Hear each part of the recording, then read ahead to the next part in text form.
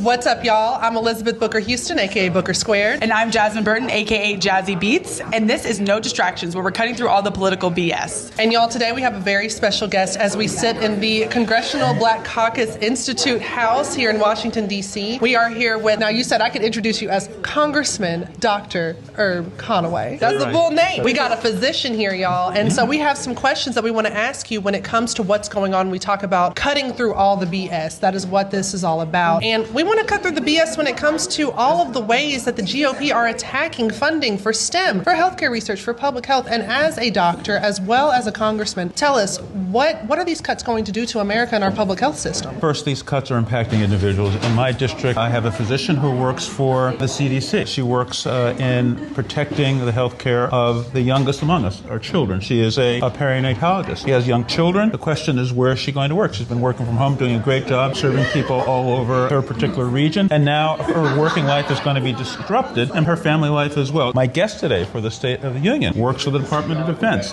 61,000 people are on the chopping block. If everything goes through and the court cases go the wrong way, will be cut from the Department of Defense. My district, we have a very important Air Force base, an important part of our defense posture here for our country, and we're seeing many people cut from those jobs or proposed to be cut from those jobs at a time when we are facing challenges from Russia and China, and I believe they're wrong. We are the leaders of the free world. That is the mantle that we've carried since World War II. And what we are seeing today with these cuts to defense, walking away from our ally, Ukraine. I'm wearing my Ukraine tie today for that reason. And taking our guard down. Our cybersecurity guard has come down because of cuts and firings there. Our air traffic control system is weakened by the cuts to the FAA. The actions we're taking against Russia in terms of the sanctions, that department is being taken and dismantled. Making sure that we know who foreign agents are. That process is going away. So we are exposing ourselves to threat, particularly from Russia, and I think it's wrong. It's disgraceful. These cuts have to be turned back straight away. To people outside of D.C. and to the everyday American, D.C. kind of seems like the wild, wild west right now. We're getting cuts left and right, cuts from funding. It's just a lot for the everyday American to take in. And so what would you say to the people that are experiencing fear, that are experiencing confusion about what's going on, and just that are distant from, the current state of politics, but just see in the media all of the things that are being taken away? Well, unfortunately, it seems to be the grand plan. As you know, has been reported, and I think as people in the administration have said, we're going to attack on a broad front. We're going to confuse. We're going to, it's like throwing a flash bomb in a room when you're going in after an enemy. And the reason this is being done is because what is contemplated is the largest transfer of wealth from the middle class and working families to billionaires. They've talked a lot about they, them. Well, the they, them that the Republicans are for billionaires and millionaires. Democrats, the Black Caucus, we're for you. We're for the struggles you have to raise your family, to live in the community, educate your children, to plan for retirement. That's what we Democrats are fighting for, which is why we, in front of the Department of Labor, we're in front of Health and Human Services, protesting what's being done and understanding that these cuts are going to come home to roost, and it's all in the service of a billionaire class who wants to privatize many of the services the government now does so that they can charge you more for them and take even more riches for themselves. And I appreciate you bringing up HHS. I am a proud FDA employee and have been for almost 8 years.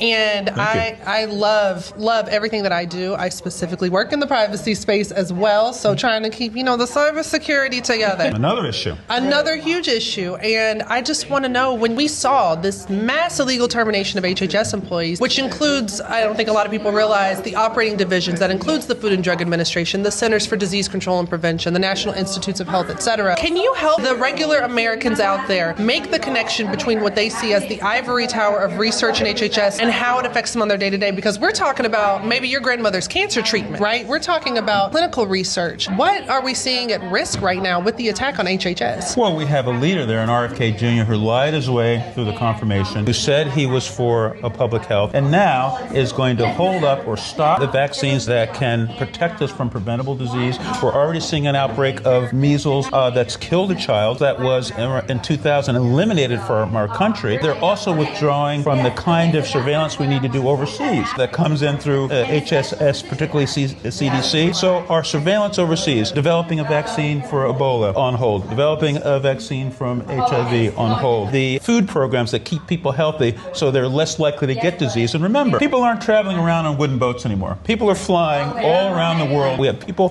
coming to our shores all the time. I worked in public health. I've had people in my department in New Jersey that had to go in and provide surveillance from people who come overseas who might have been exposed to a communicable disease. So those surveillance efforts to protect us and to project our goodwill across the world, those things are coming down. That endangers us. Health security is an important effort that our government needs to undertake. Diseases don't know borders. Diseases do not know borders. I'm very concerned about it, and we see this, of course, on the ground because there are people that have to do that job. We need the scientists. We need the people in the field educating people on healthcare. We need people to go and take samples and understand what's going on with the disease process in another country so we have warning and can do something about it. Those things are falling by the wayside. The next discoveries, the next medication that needs to come online, if you don't really believe that people take medication, because food is medicine. I agree with that. But should that be the paramount thing when we know that through scientific discovery we can end the scourge of mankind? And this current administration is walking away from that. Which is just silly, because I feel like of all the people, that man probably really needs to thank penicillin for making it this far. I